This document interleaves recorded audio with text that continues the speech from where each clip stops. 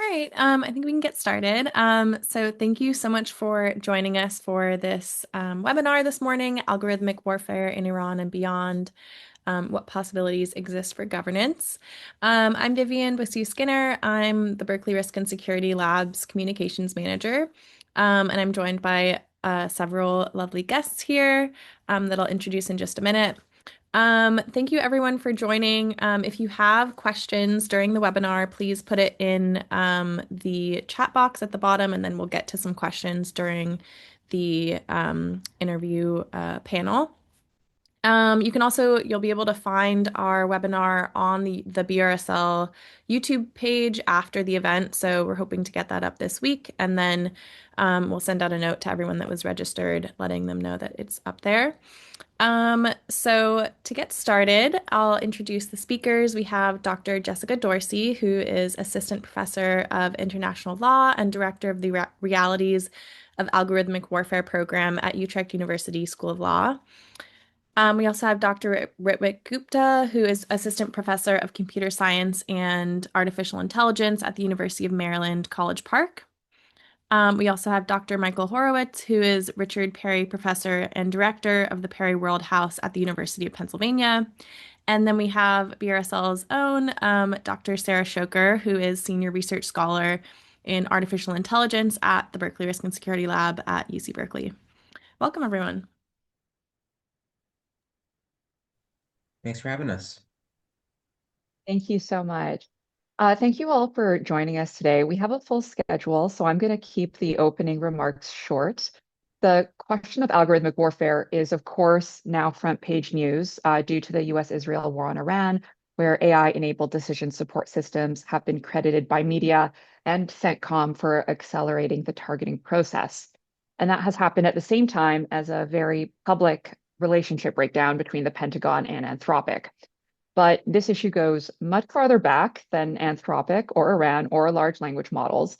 The United Nations has been discussing the governance and possible regulation of lethal autonomous weapon systems for over a decade now. Ukraine has popularized the use of AI in its use of attritable drones against Russia. And that influenced the Biden administration to set up the Replicator Initiative, which has been inherited by what is now called the Defense Autonomous Warfare Group, or DAWG, and which is fielding AI in military drone capabilities on shortened timescales by procuring those technologies from AI companies. And of course, AI-enabled decision support tools have been extensively used by Israel and Gaza through the use of software tools with names like Lavender, Where's Daddy, and The Gospel, which use metadata and other patterns of life to accelerate the targeting cycle. And in the US, AI decision support systems have been used in targeting since 2021. So I think thematically, we can cluster this discussion under three broad themes or questions. First of all, do these systems accelerate the pace and scale of war in a way that undermines human judgment? Secondly, does the use of AI in armed conflict challenge international law or otherwise amplify harms to civilians caught in armed conflict? And what methods can we apply to begin answering that question?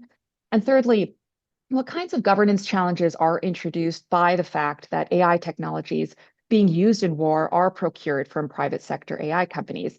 How do we govern these new set of defense contractors who to the public are mostly known as developers of consumer-facing technologies? So everyone on this panel has had direct experience working on the question of governing military AI use in armed conflict. So we're going to do something a little different for this webinar. Instead of only me acting as moderator, we're all going to be asking each other questions because we did have questions of each other due to coming at this issue from different industries and perspectives. We also, with the help of Vivian, be taking audience questions. So this is an experiment. We haven't trialed this webinar format before, so we're all going to learn together if this format is a good or a bad idea. On that note, my first question is for Dr. Horowitz. So for those in the audience who don't know, can you say a little bit about your involvement with DoD Directive 3000.09, including how it's relevant to the US discussion on autonomous weapon systems and military AI? This was an update, I believe, from a 2017 memo. Very loosely, what was the problem that the directive was trying to solve? What does the directive say? about autonomy and the role of human supervision? And why was an update to this memo needed in the first place? No, that's a great question. And the office that I was honored to run did update what was a very obscure Defense Department directive called Autonomy in Weapon Systems. It had originally been published in 2012. There was a small update in 2017. And then we did a sort of full update in 2023, in part because we had to, because the Pentagon actually is so big. The Pentagon has a directive on directives, and the directive on directives says that after 10 years of having a directive, you need to update the directives. Like, we didn't have a choice in some ways, but also like technology had changed a lot. Like, there was no ChatGPT back in 2012, and there was no, like a lot of the ways that we talked about autonomy and artificial intelligence had changed a lot.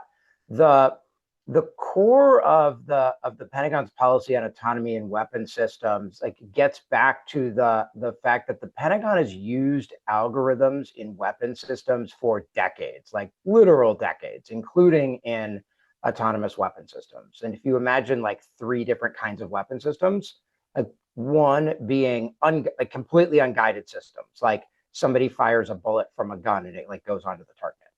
The second being semi-autonomous weapon systems, which are all of the precision munitions that we associate with the American military arsenal. Some of those you can supervise all the way up until they hit the target. Some of those are totally unsupervised after launch, like a homing munition, a radar-guided missile, something like that. And then you have autonomous weapon systems, which are weapons that can select and engage targets without human supervision after being activated. And there as well, you have some that are supervised by a human, including, say, the close-in weapon system that's protected ships from large-scale missile attacks since like the early 1980s, essentially, and as well as autonomous weapon systems where there's not any human supervision after launch. There's two levels to this from the Pentagon's perspective, and I'm happy to go as deep as people want, essentially, on this. One is for all uses of force, whether you're talking about a bow and arrow, semi-autonomous weapon, or some fancy LLM weapon system or something, there is always human responsibility and accountability for the use of force. That is in theory inherent regardless. And so any system that couldn't satisfy those requirements couldn't field regardless. Within the category of autonomous weapon systems, the requirement is for what's called appropriate human judgment over the use of force, which means commanders and operators trained on the weapon system that understand what the failure modes look like, when it might malfunction, what use cases is it approved for, what use cases is it not approved for. Because when weapons are approved, they're not just approved like LOL, use wherever you want. They're approved for often specific geographic locations or specific usage situations. So to ensure that commanders and operators have those over this class of weapon systems, where if you're going to have algorithms involved, you want to ensure that you get it right. And let me stop there for now. If I can come in on that one, I think I have quite a related, maybe segue question, perhaps, because I think picking up on some of that you mentioned, the context appropriate human judgment and control, how do you see the concept of that context appropriate human judgment, control, and responsible AI use actually evolving in current US practice, especially related to IHL or the laws of armed conflict and targeting procedures, especially what we're seeing in these current operations over the last several weeks? And to follow up on that, from where you're sitting, do you see tensions or sense them between policy, operational demands, and legal frameworks when it comes to integrating AI into targeting? We're not, of course, talking about the fully autonomous systems, like you said, but I think we're seeing layers of, or system of systems approaches with AI being plugged into various aspects of targeting. And I wonder your thoughts on how those can best be managed. Yeah, absolutely. And just, from a Pentagon perspective, because you said fully autonomous weapons, let me sit there for just 15 seconds to say part of the many senseless reasons why this Anthropic Pentagon dispute is happening. One like bit of technical confusion is sometimes Anthropic's insistence on using the phrase fully autonomous weapons, which is not a term of art from the perspective of the Pentagon. And like I like kind of think it means an autonomous weapon system without human supervision, but it's not like really clearly defined anywhere. And this among the like whatever that dispute is like senseless for many reasons that we can like get into. I think it's important in this context to distinguish between the operational level of war and the tactical level of war. In that when we're talking about an autonomous weapon system, and we'd say a system sort of selecting and engaging targets, what we're talking about is like the seeker on a warhead. And say, do you have a missile that has a computer vision algorithm baked in it that says like, all right, if Chinese tank, you can hit it. If not, like don't hit it. But it's been, you know, like somebody has already decided that it's legal to use force. They've like launched the weapon, like yada, yada, yada. The AI decision support tools that we're like hearing about in the context of the Iran operation are more at the operation level. So that, and it's confusing because the word targeting is also involved. But targeting in this context means decisions by the combatant commander that, in this case, or Admiral Cooper, that there is a particular target or set of targets that it's okay for the U.S. military to hit. And then becomes the question, all right, well, like what kind of weapon do you use to hit it? And what time frame do you need to hit it? And then, you know, which leads to the use of lots of different kinds of weapon systems, some of which could have varying degrees of autonomy and some of which don't. But I think it's important to distinguish between this because there's been a lot of debate in the international community about autonomous weapon systems and fear that you could lose control over them or fear that there could be like novel legal issues that like you could raise. You could solve all of the issues. Like you could ban all the autonomous weapon systems you want. And in some ways, it like probably wouldn't do a thing about the AI decision support tools that the US is using in Iran right now, because those are at the operational layer. And so those raise, I think, some pretty interesting questions. And like I've done some research along with others on issues surrounding automation bias, potentially in the use of those systems if they cause people to offload cognition essentially to the machine, trusting algorithms in ways that maybe they shouldn't. There's also a lot of upside to these systems potentially. Like the way that the targeting process worked before was incredibly intensive staff work that was like often error prone. And if you could automate pieces of that in a way that gets better information to commanders faster, then in theory that could increase accuracy and increase your ability to more to effectively use force and limit collateral damage. And in some ways, I think, and I'll stop and I'll end with this. Like to me, whether these AI decision support systems, whether we're talking about Maven Smart System or something else, or used effectively, is like really about us more than about the AI. It's more about the like human factors and the processes that we design from an organizational perspective for how to use the technology, rather than the sort of technology per se. But you know, there's a debate about this. If I could also jump in, Jessica, to discuss your system of systems question, and to also maybe further hone in on Mike's point about operational versus tactical use. Mike's entirely like on the dot here about algorithms have been used in warfare since warfare was a thing, and certainly in all the technologies that we developed for it since. Uh, you know, in the targeting process today, we have to create a whole bunch of different targeting packages that designate what could a potential target be, the pattern of life for that target, verification for that target, and then that ultimately leads to a kinetic strike where a commander and a unit is making a decision to launch a weapon in that target's direction. And algorithmic processes to automate that, or at least significantly lower the workload of people creating those targeting packages have been around forever. Everything from graph-based algorithms to correlate different things together, things like named entity extraction to make sure we can take these massive pieces of intelligence that we're getting and like we're able to extract the right piece of information out of them. They've been around. And when we think about modern AI tools like large language models being integrated in these pipelines, I don't think many people necessarily blink an eye about that because again, it's already been happening. This is yet it's not a step change in those capabilities. It's just the next sensible evolution. I think where a lot of people start taking umbrage with some of these things like large language models being used in warfare is their potential integration into kinetic weapon systems, where these models themselves on device are making decisions on the fly that are either in contravention to the targeting packages that were pre-decided by a commander, or that these models themselves might be hallucinating or making up things that lead to a unconfident thing or unconfident outcome. Um, and for that latter, I think that's actually where a lot of Anthropic's fears arise from, right? There's Silicon Valley for the longest time has been sold on this vision of killer robots that can operate completely autonomously, make their own decisions. The reality is that for, integrating a large language model like something like Claude or ChatGPT or even a leading open source model onto a kinetic system is nearly impossible today. These models are much too large.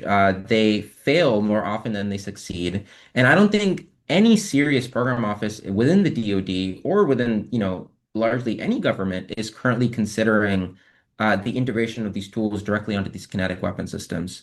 So, integration is a large part of this, Jessica, and I hope we get to dive deeper into the system of systems discussion. But the two different pieces of targeting of the operational tactical use and the applicability of modern AI tools in each of them is the big discussion that I think Anthropic, the DoW, and others are talking past each other for. Thank you so much. Vivian, do we have a question from the audience yet, or should we move on? Yeah, there's one question related to this conversation. Someone asks, how would this apply to a weapon system integrated with TAK? I'm not sure if that's how you pronounce that, where an LLM selects and deploys weapon systems via cursor on target based on strategic reports from command.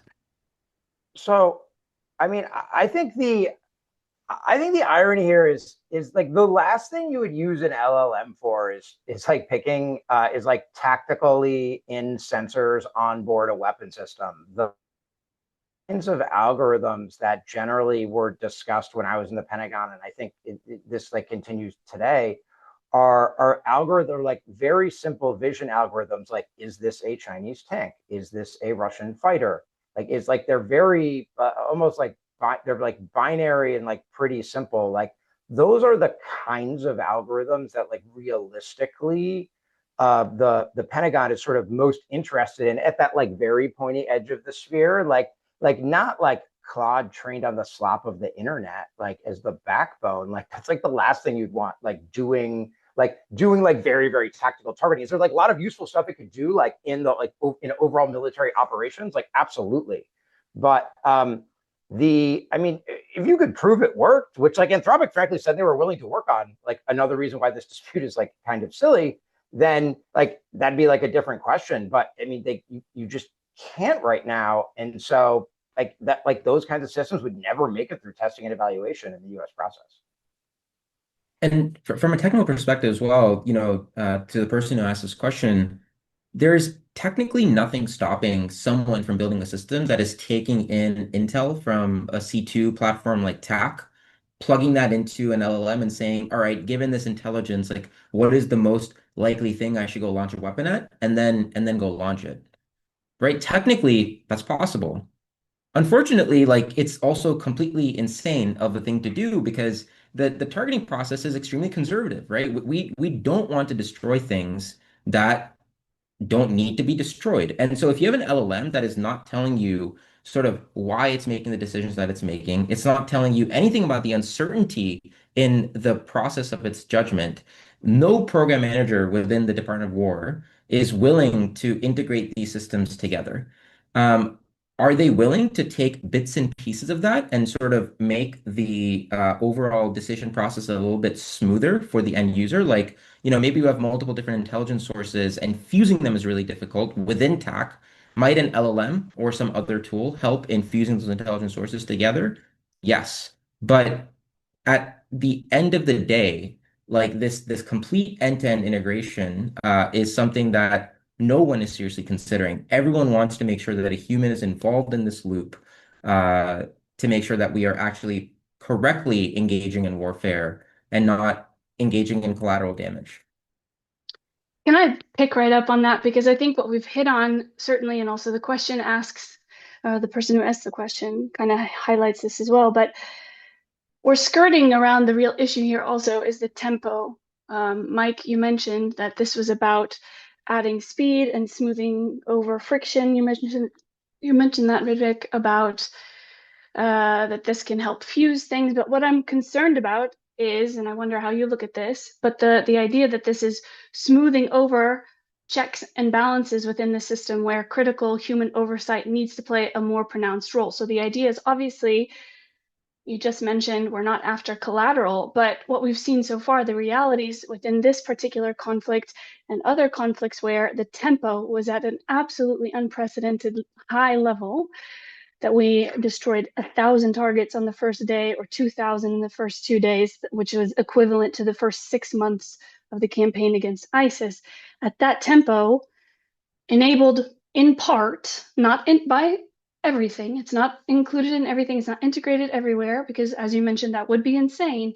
At the same time, I wonder if it's kind of giving a sheen of compliance where we're not doing the hard work to verify, for example, 10-year-old satellite images to verify the targets, which is, under a legal perspective, absolutely required. So I think the interaction between humans in loops and the technology, the socio-technical layer here, is something that I feel that we're kind of skirting around. And perhaps I could hear your takes on that, both of you.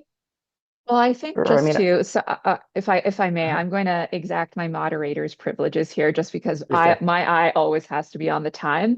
But I do think this is a really excellent call out to try and shift the conversation to laws of armed conflict, international humanitarian law.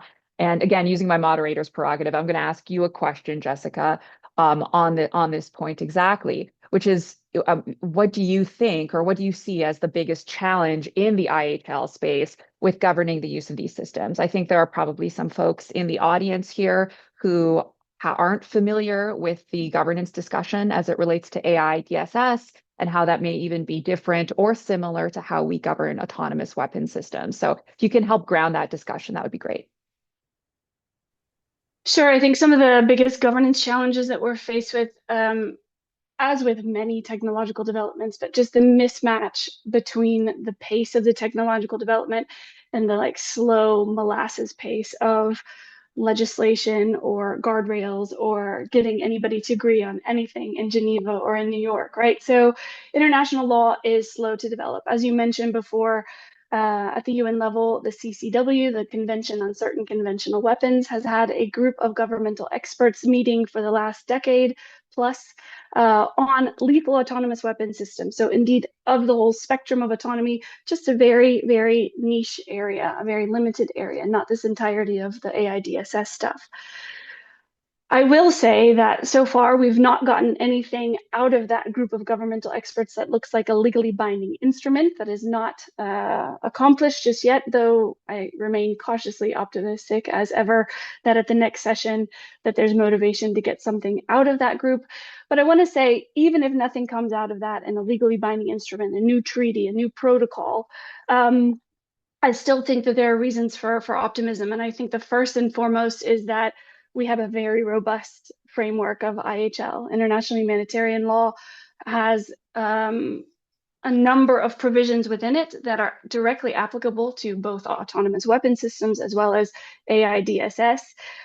So we don't have to start from scratch. We don't have nothing that governs the conduct of these particular actors using these systems. IHL is a very robust framework if, and this is a very big two-letter word, if states and parties to conflict interpret those provisions in the letter and the spirit of the law. So IHL was designed to regulate the conduct of hostilities, but also protect those uninvolved in fighting. So that's where principles and rules around distinction, so distinguishing between civilians and combatants, but also the duty of constant care to avoid or to minimize civilian harm, precautionary principles, again, the things like verification of targets within the entirety of targeting cycles during attacks as well. And then also, if you've failed to minimize or avoid civilian harm and you have to accept a level of civilian harm, that's when proportionality assessments have to come in. So that's a real quick and dirty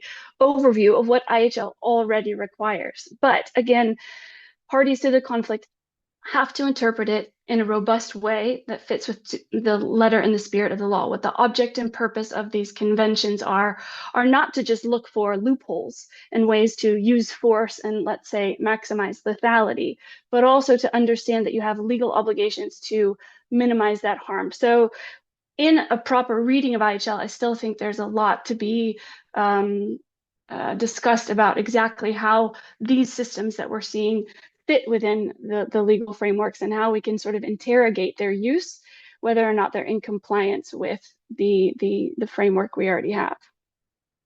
And I think if I may just interject quickly, I remember, because I've been following these conversations for probably since their beginning, so well over a decade at this point.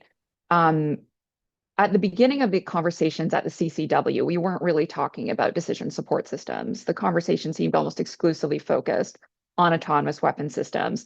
But I think in the last year or so, there's been a larger understanding or a maybe growing consensus that IHL and the requirements for testing for Article 36 may also, in fact, apply to AI decision support systems. Is that your understanding as well?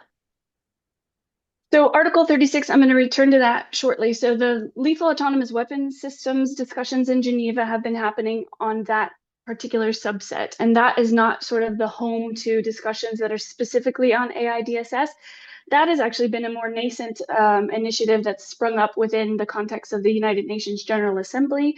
Work in New York, the first committee has a couple of resolutions that have come out on responsible AI in the military domain. And that's where more of these broader regulatory attempts might be happening. But to your point, or to your question on Article 36, and for those who are not in the weeds, like I am a bit obsessively these days about Article 36. Article 36 of the first additional protocol to the Geneva Conventions requires states to review a new weapon, mean, or method of warfare in order to ensure its compliance in its intended use with IHL. So those principles, distinction, precaution, proportionality that I mentioned. Article 36 reviews are undertaken by a number of states. We just actually had a very high-level meeting last week in Stockholm. That's why this is top of mind for me as well. But the question is really, and it's an open one, about whether the DSS, so decision support systems, which aren't a weapon in and of themselves, do they qualify as a mean or a method? I would argue that these systems that are used in critical functions, so as Mike highlighted, select, identify, engage a target. If those are used in the sort of targeting cycle in that way, then I would say that that would fall within a method of warfare. That is an open question. And in case states don't agree with me, I'm not saying that they all, I think they should agree with me, but in case they don't, and in case they see it differently, there are a number of other provisions that already exist, like I said, in our robust IHL framework that highlight application of IHL and make sure that compliance sits front and center of the intended use of any of these systems.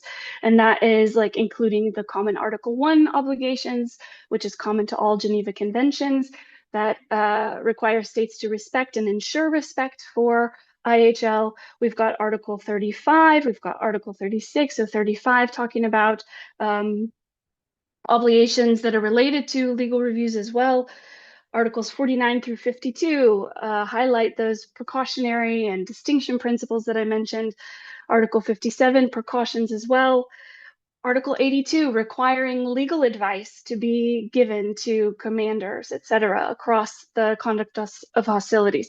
So why I'm taking pains to give you all a short course on IHL is to show that even if Article 36 reviews don't encapsulate these very neat and tidy DSS systems within that particular review, states still are obligated to use these within the context of compliant use of IHL. So that's work that we're doing right now as well. And I think what I also want to highlight to my previous answer as well, all of these regulatory frameworks are happening at very high level, the UN level, et cetera, sometimes national level or regional level.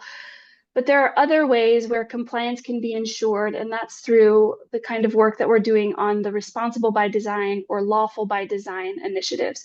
So that means it's not just diplomats in Geneva or New York who are thinking about how to make these systems compliant, but it's actually upstreaming it through the entire life cycle of these systems, all the way up front to investors where they decide to put their money, where the industry is thinking about the kinds of systems that they're building that they will then automatically engage with militaries to sell, having operators, legal advisors within the whole life cycle to sort of let people know you should be thinking about IHL and compliance early and often, and ensuring it at the beginning of these phases and these life cycles rather than thinking about it just at the end when you want to deploy it.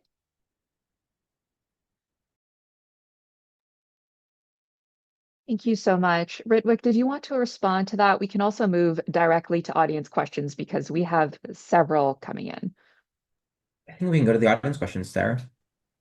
Okay, wonderful. So I'm scanning through here because we have a bit of a lengthy list. I think some of these may be comments as well. Let's see. Okay, I think this could be a good question for you, Jessica, actually. What would then be an appropriate forum for AI DSS, and how can it complement the lethal autonomous weapon systems discussion? Is this something that stays in the General Assembly, or is there another forum? I like the General Assembly, the way that it's starting to, again, nascently evolve, because I think that it's indeed, as the question or that you raised, it's complementary to. It doesn't exclude the GGE laws, the discussions that are happening there. And in fact, I think there are so many lessons to learn from one type of system to the other. The idea that it's really difficult and it's becoming even more tenuous to even try to draw a line. Where does a DSS stop and an AWS start, given this sort of integration of these systems? So I think work done at the UNGA can also be more inclusive than the CCW. The CCW is only open to states parties, which is not the entire list of United Nations member states. So I think there's some advantages in that sense. I do think, though, nobody has the appetite for another 10-year plus process. Again, it's that tension between the speed and the development of and the use of these particular systems and the urgency to put some sort of guardrails around it. But again, I do think that we should not lose sight of what we already have. So the guardrails that we already have, blowing some new life into them, diving deep into the object and purpose of these treaties that we have to understand how that applies and how to really move from 10,000 feet to ground level. So thinking about abstract principles or even like principles of international law, how do we operationalize those? And I think that that's the next step in the challenge.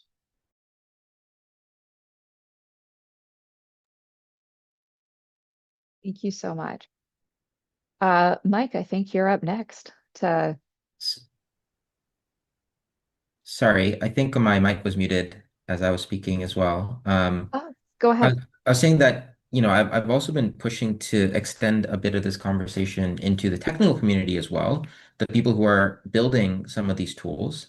And so at our venues like NeurIPS or CVPR or ICML, people who are researchers and engineers build these systems. We're increasingly having workshops and discussions about how to, as all of our technology eventually flows into warfare, how do we think about building systems that are well calibrated? How do we think about accounting for use cases of our technology that is well outside of its initial design goals? And we're even trying to push this discussion all the way down to individual labs. In 2 weeks, within Berkeley, we're going to have a big discussion about the responsibilities, ethics, and implications of the development of AI when a lot of the funding for AI comes from the DoW or the intelligence community. And so I think this discussion is all encompassing, and we're trying to have it in many different ways, shapes, and forms. So can I let me ask you a question following up on that, because that in some ways connects back to what, or sort of where Jessica was, I think, in that in there's an element of this that to me feels like an empirical question, to sort of like Jessica's point about there being sort of lots of existing, international humanitarian law to sort of draw on, like, and her concern that say the like paralegal like role of Maven Smart System maybe leads to like skipping critical checks as opposed to doing them better. The like that like, to me, as like a social scientist, this seems like an empirical question. Well, are we skipping them, or like are we doing them better? So like from like your time working on some of these, like issues, how have you sort of thought about, from like a system design perspective, like how should we be thinking about things like training commanders and operators and working system design issues to ensure we get like the good version and like not the bad version? That's a big question, Mike. I'll try and answer. I'll try and answer I most mean, of it. yeah, I mean, it's like, yeah, answer whatever like chunk of it you want to. Yeah, in regards to training systems and commanders, I think that systems and commanders and the people who end up using these tools all have a drastically different expectation of what AI is and what it will do for them. And I think that lack of standardization and lack of understanding around what AI is even capable of is leading to a lot of confusion. I'll give you an example. If you come to Berkeley's campus or go to Stanford or MIT, you'll see robots doing all sorts of crazy things like backflips, and they'll be running up and down stairs. And you'll have flashy videos on the internet about how they were able to do that from scratch, all in a day, and how this is the future of robotics and all sorts of different things. And then you next day go into the same lab and you take a look at the robot trying to grab a plastic bottle and put it into a trash can, and it can barely succeed at that task. That's And a lot amazing. of Yeah, no, it's such a good contrast.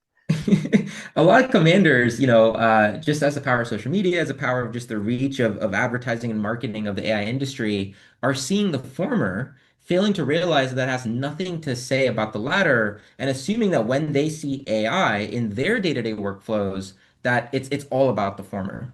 And so I think that there's a fundamental like building up of AI literacy that needs to be done across the warfighting force, just getting everyone onto the same talking points. Sorry, not talking points, like the same like points of understanding about what systems can do, and specifically in the context that they're operating in, what AI can do for them specifically. I actually think one of the organizations that's doing this the best is the European CDAO, the Chief Data and AI Office. They of all people I've met deeply understand the users of these technologies and how they fit into those contexts. But I think a lot more of that needs to be done. I think that this, in no small part, is actually uh, hampered by a lot of the AI industry. Oftentimes they're marketing their products, which are a very niche set of products, these LLMs, VLMs, as AGI or ASI, that they're usable for all things, and that we now have a need for sovereign AI, etc. And so again, people's mind immediately jumps to this thing is all capable. It's certainly capable for my small day-to-day job of like cleaning this data and turning into this format. Surely it's capable of that, when that's not necessarily true. And when people buy into that marketing and they don't actually see how it works, I think that leads to a lot of the confusion that we're seeing today. And then I would say a lot of fears of improper integration, etc. In terms of designing these systems, like from a complete first principles basis to be safer, um, I think the big disconnect here comes from the fact that researchers and engineers in the space of AI just don't realize how much shortened the TRL, the technology readiness lifecycle, has become for things that we're building in the space of AI. What used to be like coming up with cool math on a whiteboard, writing it in PyTorch and showing that it's possible, and then taking maybe a year or 2 years to like turn into a product, is now happening within the span of 3 months. Companies are shipping these products that are fundamentally research into consumers' hands at a speed greater than ever. And so, from a technologist perspective, that requires a whole different way of actually conducting even our research that we're not currently prepared to do for. The benchmarks for warfare do not exist. the types of calibration and uncertainty estimation that we need for our models don't exist. So there's, again, a lot of work that can be done. It's a huge question, Mike. I wish we could answer all of it, but I think in the interest of time, we can move on to the next one as well. I think on that note, actually, and a big thank you to Vivian for collecting all these audience questions. There is a question on related to policymaker perceptions here that I think I'd be curious to hear all of your takes. So the question from the audience is, how seriously is the idea of true AGI, artificial general intelligence, being developed soon? This person is saying so within 5 years. How seriously is it taken by key decision makers? How would it affect warfare and the Pentagon's stance on autonomous weapons? Briefly speaking to my experience, I would say a strong degree of skepticism that AGI, as defined by the frontier labs or some researchers in the frontier labs, is expected within 5 years, though I don't think that's uniformly the case. I think a lot of this depends on the policymaker that you speak to, but I'd be curious to hear everyone else's take here. Maybe we can start with Jessica, Mike, and then we can finish off with Ritwik. Yeah, I'll just keep it very short. I don't have a lot of thoughts on AGI, et cetera, because most of my focus is on just plain AI, like what we're seeing now. So understanding that all of the speculation that might be going into discussions around AGI, I think are unhelpful because I think that they are futurizing problems that we've not sorted out now. And why I think that's problematic is that I think AI, as we're seeing it now, is a reflection of problems we haven't sorted out from the past. So this is a trajectory that's much longer than the fact that there are GPTs or LLMs on the scene. The idea is, from a legal perspective, we haven't gotten it right on how to mitigate civilian harm. The technology, as a reflection of who we are, is not going to save us from that. And so I would say, as a general optimist, I'm quite pessimistic to think that any AGI that may be on the horizon ever will save us from these issues. I would love to be proven wrong, but in the interim, watching the realities of what's happening, I think we need to do a lot more work in the here and now. Yes, Sarah, that's a really good question. And I think my view is very similar to yours. I mean, I think there's plenty of variation among decision makers if you like who's AGI pilled. Like I think that the like Trump AI team has seemed relatively less AGI pilled. I think in some ways, if you think about like somebody like David Sachs and like what he's said about like some of these issues, there were, I think, some folks on the like old Biden team that were maybe like a little more kind of AGI pilled. The extent to which it's relevant, though, in some ways depends, like it ends up depending like a lot on the use case. And this like gets to some stuff that like you've done, I think, like a bunch of interesting thinking about, Sarah, which is like if what we like going back to say like a weapon system or like an AI decision support system or whatever, like in theory, you have testing and evaluation standards for those systems. And then you have processes for how you processes for like how you implement those things. And like a weapon system that can't make it through, that you can't like prove is reliable, like it wouldn't be approved for use anyway, in theory. And if you can't prove it's reliable because you don't have the methods to do so, then you're like you're like not super likely to see that system in the real world. Whereas a system that you could prove, you're maybe more likely to see. And so this to me then gets back to like, all right, what kinds of methods do we have to do testing and evaluation of increasingly frontier AI systems? And like when do we feel confident or not confident in like how those work? But at the same time, even in traditional or more conventional weapons platforms, so the latest discussions a couple days ago that came out about the PRSM, so these like very precision munitions, the first time that they're testing these things out is on a battlefield. And this led to the second school strike that we are now painfully aware of, right? I just want to, so the idea is, I'm so sorry. That's not factually correct. The system went through the full prototyping and weapons and development testing phase. It received exactly the same level of testing and has been proven to have the exact same level of reliability as any weapon on the battlefield. And it was used in an approved setting. Now, the data on what to target may have been wrong, just like in the school strike. But like, this is not a testing and evaluation issue with Prism. I think that reporting in the media is just factually wrong. Well, I guess you'll have to take that up with the New York Times, but that's what I'm basing it off of, the fact that they reconstructed this. But again, it's the second, so we can just take this at face value to understand that whatever systems that we're deploying, the understanding is that we should be doing more, I think, to verify the targeting. And we've not gotten it wrong over the last 20 plus years of the global war on terror. We know these lessons. And yet we're now trying to generate 1,000 targets an hour. That's what the CENTCOM's latest goals are. And I think, why are we still obsessed with this tempo that does not allow us to fulfill our legal obligations? I do think that there is an ideological layer here, right? That doesn't just start with the war on terror, but even before that, right? Where you're trying to speed up the kill chain process. And then technology is the manner in which that's made possible, which is why I think I actually disagree with you slightly here, Mike. Policy definitely matters, right?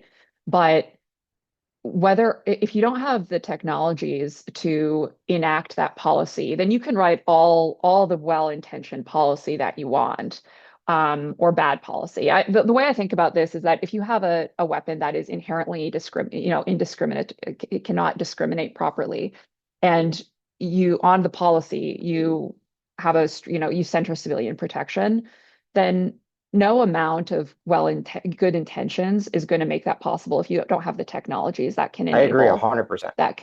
But the same thing is in reverse, right? If you have an AI enabled decision, this is why I'm personally concerned about AI DSS.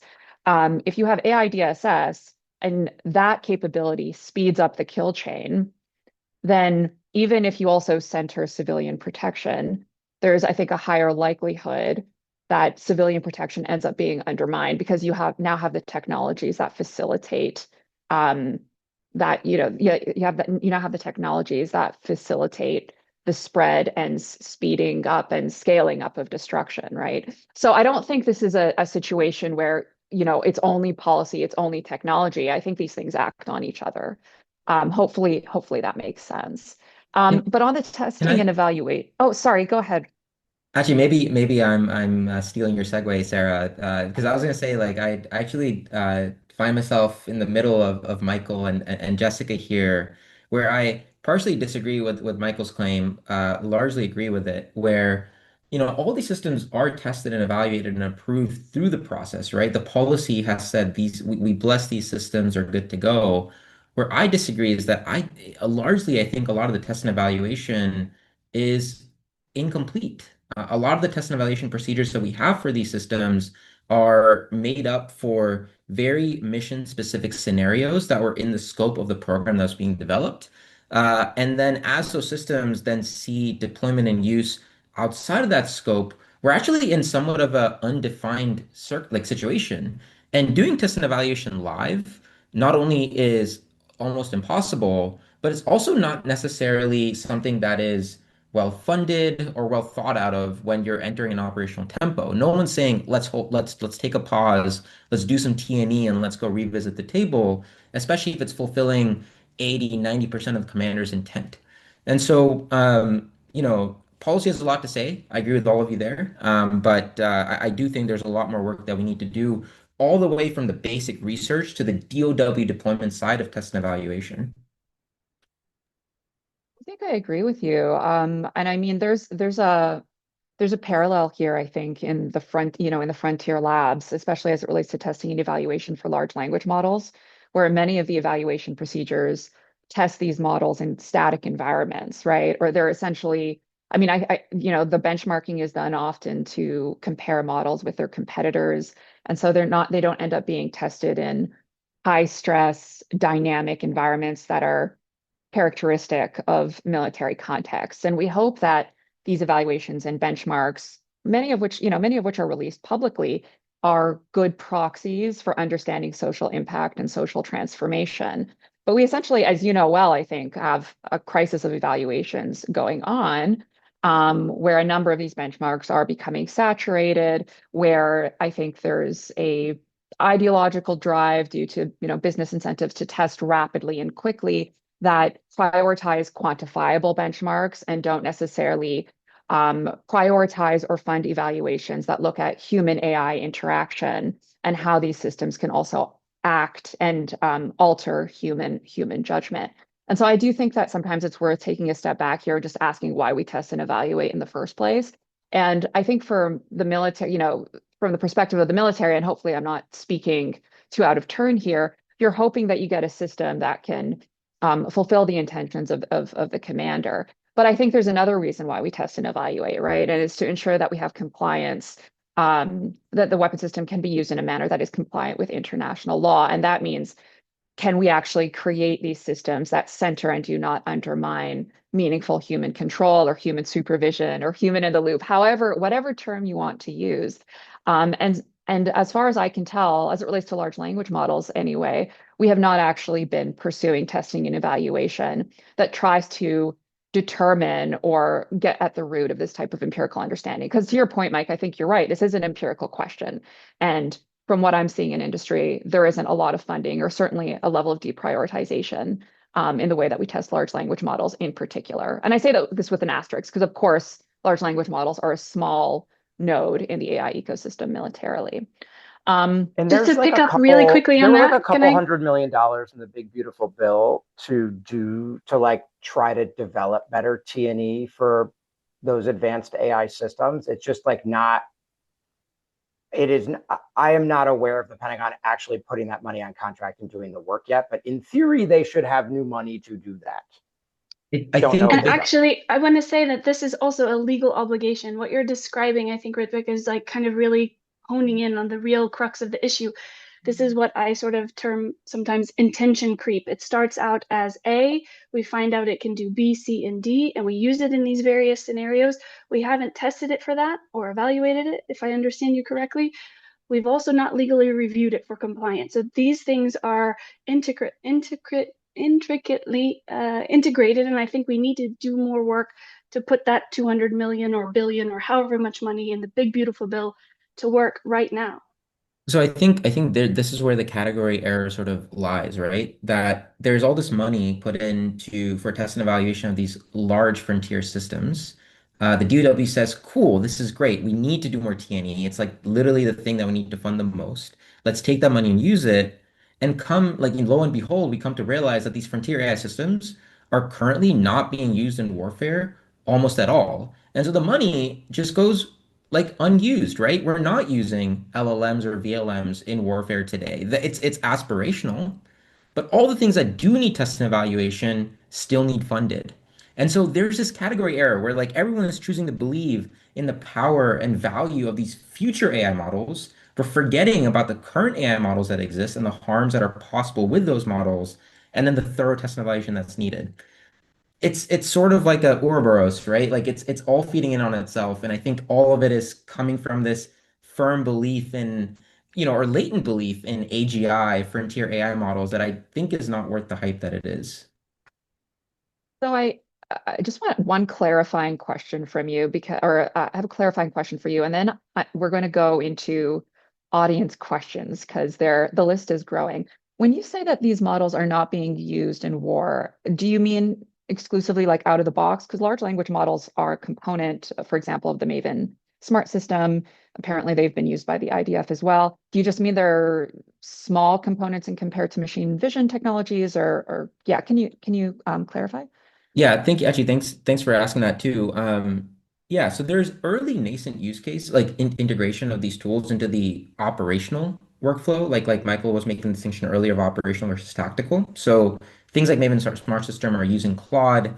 But again, even that integration is still relatively nascent. You can't say that it's a broadly deployed technology today. And even if it's broadly deployed, it's not certainly well trusted or it's not the sole thing that's making these decisions. And I think it's, even for those teams, I don't think it's very clear of like what's next, right? Where can we then throw in a frontier AI model into the fray next? I think like that was the probably one of the key use cases for the model, and it's integrated. For the majority of things that we think about in terms of actually, getting weapons to where they need to go, I don't think that people have a really good answer of where frontier AI models are going to plug in. And because we don't have a good answer, not to say that, advanced innovation labs aren't trying and seeing where things work, where things fail. But because that sort of concrete use case has yet to be discovered and proven in sort of like a proving ground, I don't think that there's much to say or do about frontier AI systems currently today. Like all the stuff that we're worried about today is from other AI systems that aren't just LLMs. I think I agree. I agree. I agree in part because when you say they're not broadly deployed, that is true, technically, right? The Maven Smart System is only one system, but the Maven Smart System is broadly used, right? And so and it does seem, well, it's a program of record now, right? And I mean, I think, and in fact, maybe we can use this as a segue to talk about Iran because we do have a few questions about Iran specifically. Um, and one is no surprise about the school bombing, two school bombings now. So this person asks, um, I am an Iranian with extended family in Iran. Could the Minab school bombing have been avoided by AI decision-making systems, or could it have been possibly caused by such systems? The same question can be extended to other civilian targets. And I think I think there has been a lot of confusion in the media about what is what is the reason behind the bombing. Um, Thus far, as a result of the New York Times reporting, I don't think that investigation is closed yet. It does seem to be an issue of human data labeling and outdated target lists. But perhaps we can move to Mike and see if you have anything else to add, having, I think, seen this firsthand, how some of Yeah, this works. I'll say like my view of this is influenced by my understanding of how the targeting work process used to work, which was like really manual and error prone. And like my understanding of what, at least based on what I've seen on on the like school, especially the like first school bombing, but the that like the new prison story as well, is that this seems like a bad maps issue, which like would have been an issue in any of these like workflow processes. And I guess like a hope would have been that an AI enabled system, maybe there would be like a way to try to catch those things that couldn't be caught before. But this is not the kind of like this is an error that was be endemic to, from what I've read at least, to like any workflow that the U.S. military has used for the last 50 years. Ritwik, did you want to add on to that? And also feel free to disagree with my earlier comment. Apologies, I didn't mean to cut you off there. No, the only thing to add to yeah, like I agree with Mike. Like my understanding of the targeting process is what used to be true, maybe even if just a few months ago. But I don't, it's hard to make a causal claim to the audience member's question. You know, at the end of the day, even things like Maven Smart System are prompt driven. And so if you take a bunch of targeting data that the DIA produced, that was, reportedly outdated, and you fed it into something like Maven Smart System and said, okay, given this, like, where do you think the valid military targets are or whatever, like Maven Smart System would not have fixed the initial error of the information fed to the system was outdated, right? No one is like the prompt is not going to first ask the question of like, is this information even up to date? Because how will the system be able to answer that question in some ways? And so I'm not sure that like the integration of AI systems for this very specific use case could have fixed the problem, but it's also hard to say otherwise, right? We literally haven't tried giving that same prompt, that same situation to a system and seeing what it would have done.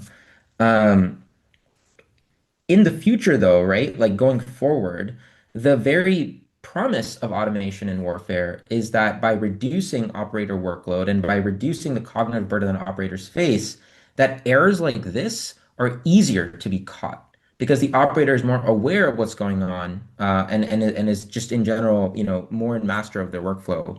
That being said, combined with, a increased operational tempo, which may be artificial. I'm not sure how all of this will sort of play together into the future. I think this Uh, highlights some of the issues that we've been facing for years and decades, right? The idea is this is what I hit on earlier. We've not fixed it. We've not put enough attention to avoiding or to any extent minimizing civilian harm. That is not the priority. And I just leave it there because if we don't prioritize that, the AI will not save us. This would have been, in my view, an opportunity for the satellite images that the Guardian and Al Jazeera and Air Wars and everybody who within 2 days reconstructed the differences and the differential over the 10 years worth of satellite imagery changing.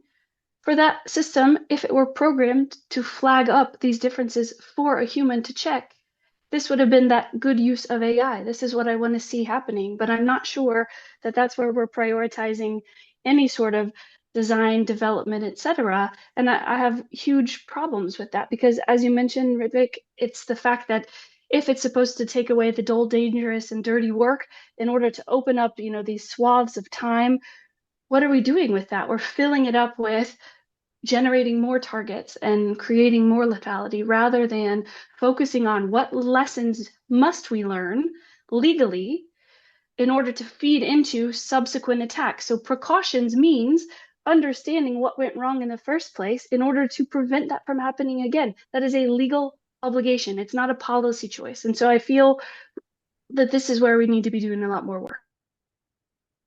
So we are technically at time, but we also have many audience questions.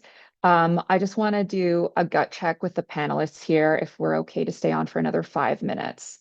And maybe I can ask one more. I have to. I unfortunately have to head out, but folks should stick around and continue to chat. Yeah, sadly, I also have to get going, Sarah. But this has been such a good discussion. Yeah, this has been I'm so incredible. glad that you were able to pull all this together. Yeah, Oh, you're thank you for very doing this. welcome. Absolutely. It was such a pleasure to host all of you. I'll say that if anyone has questions and wants to reach out, my email's on the internet. Please feel free to shoot us a note, and would be happy to continue the conversation offline. Ditto. Very easily findable. Same here. Same here. I think we're Thank all on you LinkedIn. Thank you, everyone. Thanks for coming.